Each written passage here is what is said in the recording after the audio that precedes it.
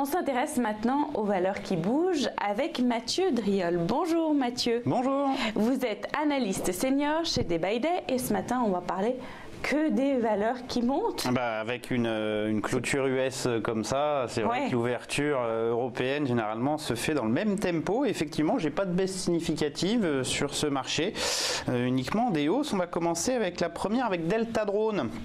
On en parle régulièrement sur ce marché. Pourquoi? Parce qu'elle a une volatilité déjà très importante et puis on est dans une configuration technique assez propre, même s'il y a effectivement beaucoup de vol. Pourquoi? On a ce double creux qui s'est formé sur le support majeur à 0,38 centimes, penny stock, une vive hausse, un retour violent et puis on reprend la tendance précédente, un petit gap haussier ouvert, elle est en hausse de 8,48. Alors sur le graphique ça fait pas beaucoup, on a l'impression d'une petite variation, mais vu que c'est en centimes, chaque pas de cotation est important.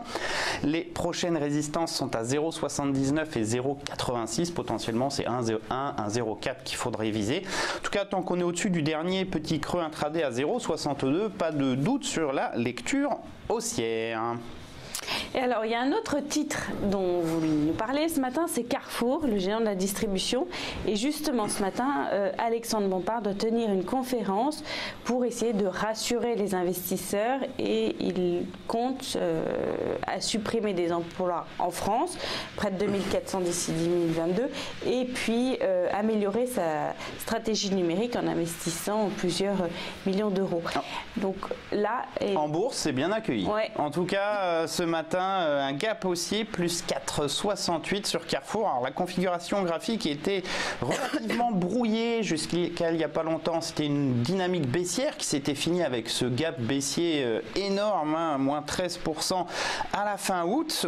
Triple test du support majeur à 16,40 et depuis on était sur une lecture de retournement plutôt lente, de creux et sommets plats. On est passé à des creux et sommets ascendants ici avec ce plus haut du 9 janvier, mais vous voyez des écarts assez faibles. Avec ce gap, déjà premièrement on revient combler le gap du 31 août, ça c'est un premier élément important. Deuxièmement, on semble accélérer la phase de retournement. Alors 19,62 va être le niveau clé, si on parvenait à franchir ce niveau en clôture, ça nous ouvrirait un potentiel de reprise plus important vers 20,88 puis 22. La problématique ici, c'est que sur ces phases de retournement, l'invalidation de ce retournement, c'est sous le dernier creux avant le nouveau sommet, donc sous 17,33. C'est un petit peu loin des cours actuels si on n'est pas déjà positionné. Et c'est assez étonnant en fait que à la fois Alexandre Bompard doit rassurer les investisseurs et que l'action monte. Étonnant non, après ça dépend en fait de ce qu'il annonce et des perspectives. On sait malheureusement que souvent des mesures d'économie par licenciement sont généralement plutôt bien accueillies pour les investisseurs.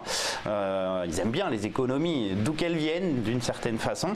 On était peut-être sur des ratios ou sur des doutes, avec notamment ce gap baissier. Quand vous avez plus de doutes sur une valeur, vous avez quand même plutôt tendance à essayer de l'acheter ou d'une certaine façon sinon à ne plus la vendre, parce que ça peut être la même chose, ça peut être soit des investisseurs qui rentrent long sur le titre, soit des investisseurs qui coupent des shorts.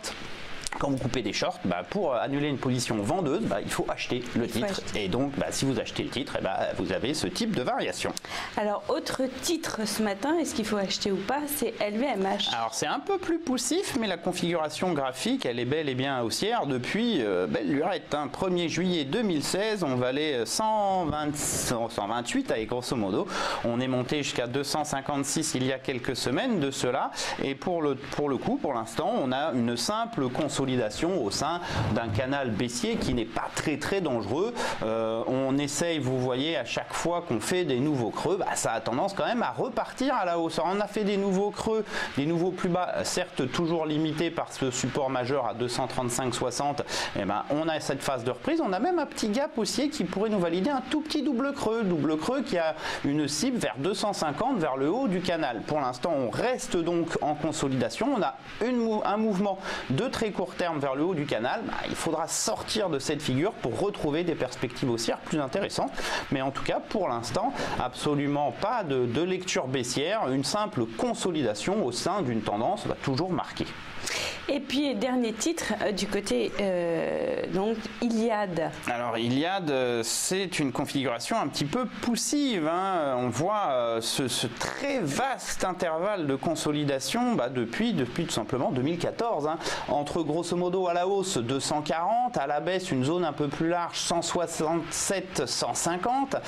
Les cours n'arrivent plus à retourner sur le bas du range. Ça, c'est plutôt un premier élément sur un horizon de temps plus long, plutôt positif. À plus court terme, on est dans ce large, très large canal descendant qui a commencé en mai 2017. On voit, vous voyez, la succession de creux et de sommets très légèrement descendants. On a fait le bas du canal. On est censé maintenant aller chercher le haut de la figure qui se situe aux alentours des 217, et d'autant plus qu'on est sorti ce matin par le haut d'une figure en triangle avec un gap haussier au franchissement de la borne haute. Donc on doit se diriger vers le haut du canal relativement rapidement. Idéalement, si on avait un petit pullback sur la borne haute de la figure aux alentours des 210, ça pourrait être une opportunité pour entrer et viser au moins, on va dire, 217, 220, peut-être plus haut plus tard si tout se passe bien.